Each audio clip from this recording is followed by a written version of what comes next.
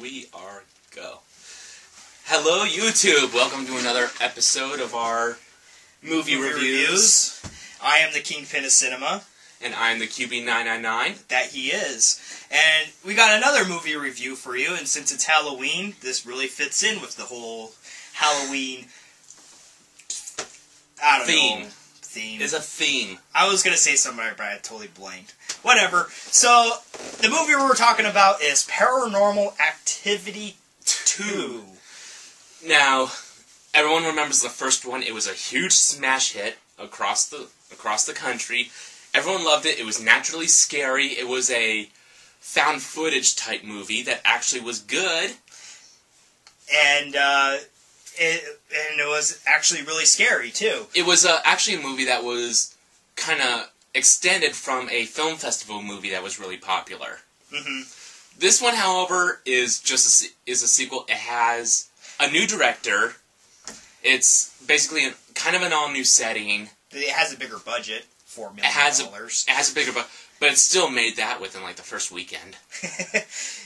Yeah, it cost $4 billion to make, and it earned $41 million in one weekend. So a pretty good return on your investment. You're definitely going to be seeing Paranormal Activity 3 next year. Now, I do have to say, there will be spoilers. Yeah, there will be spoilers in this one, because a lot of spoilers. It's kind of hard to talk about this movie without giving stuff away. So if you haven't seen the movie, or have any intention of seeing the movie, probably now is the best time to turn it off. But, yeah, we're going to spoil the hell out of it.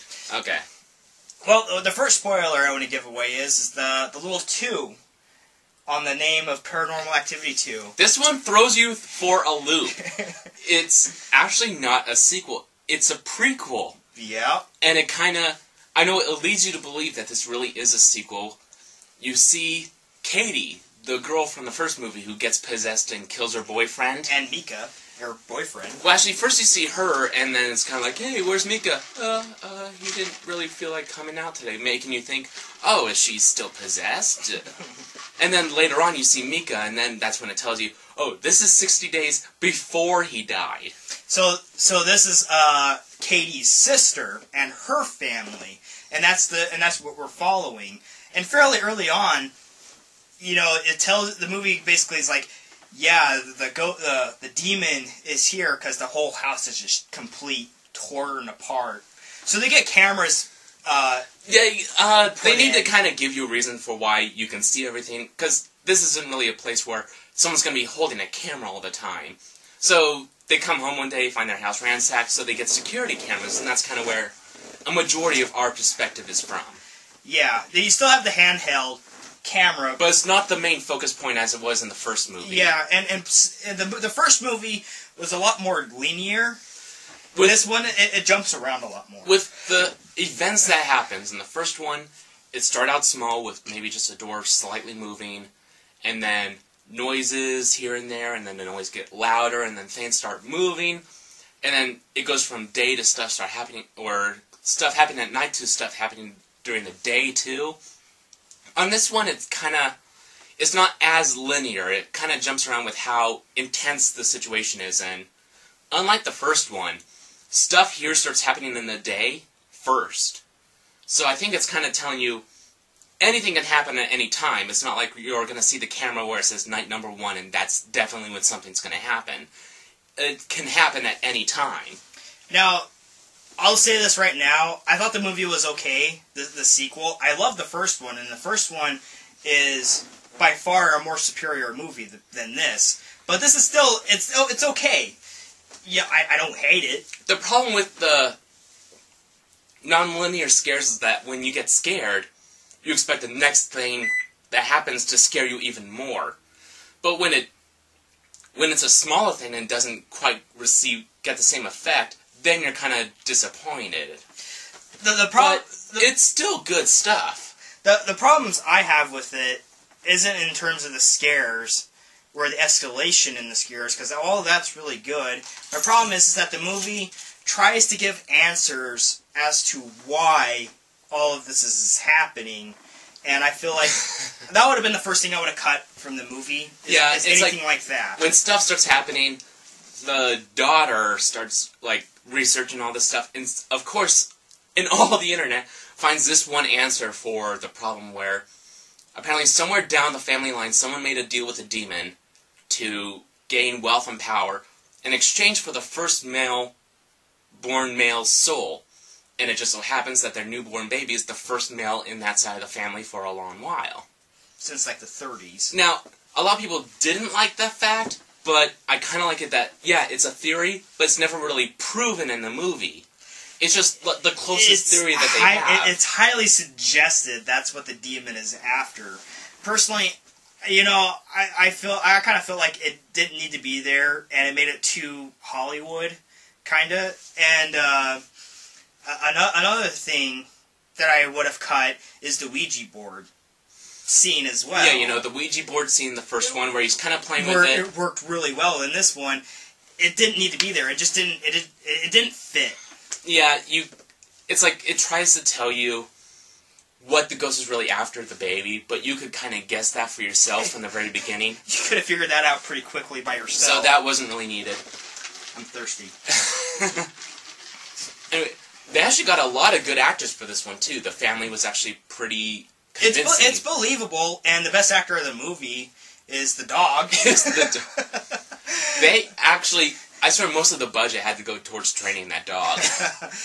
Because that dog emoted more than the rest of the family did. And you actually, I know for, like, I don't know about, I think for us, and probably a lot of people in the audience, developed an emotional attachment to the dog than he did for the family. So when the dog gets hurt, it's like, no!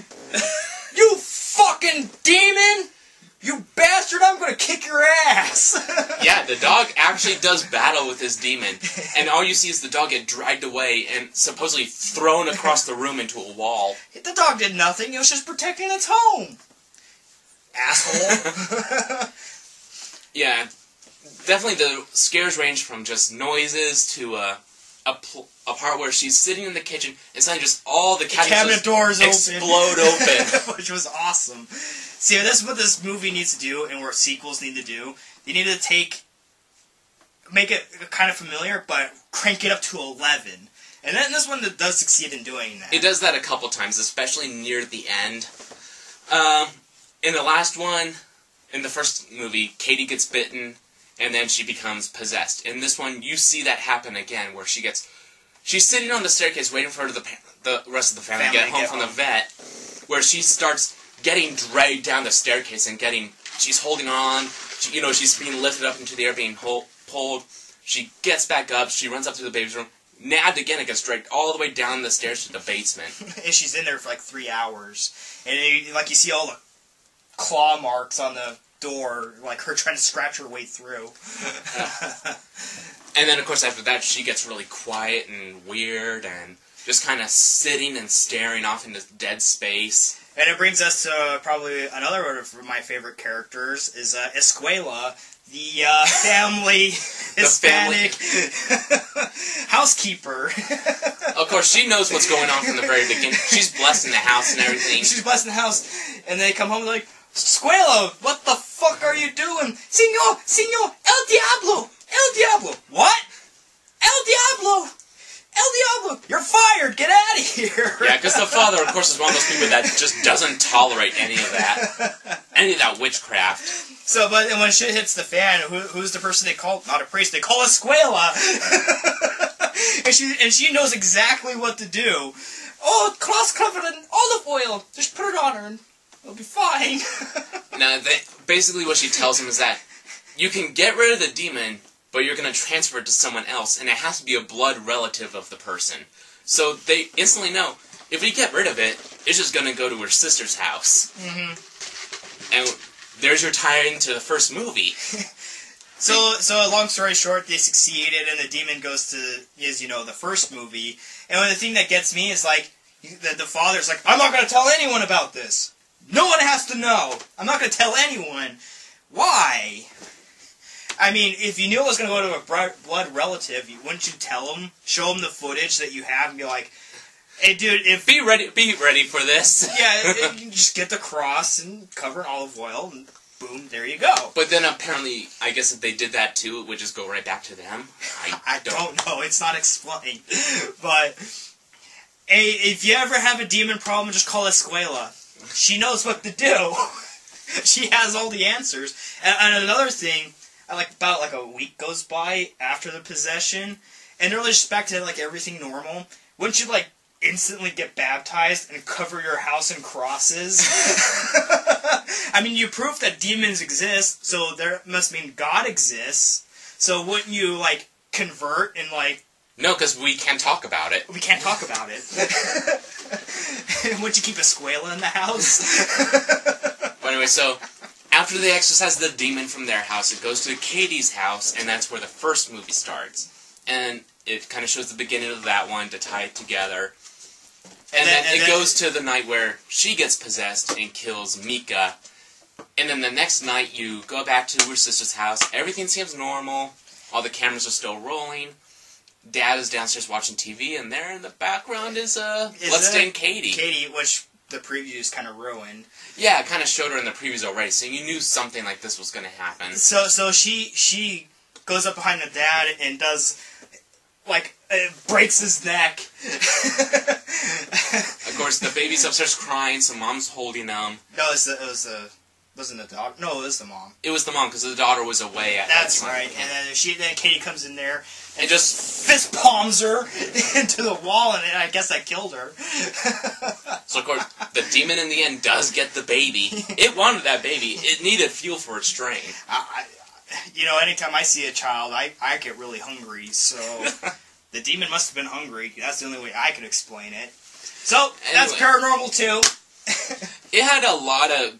It had some good scares in it.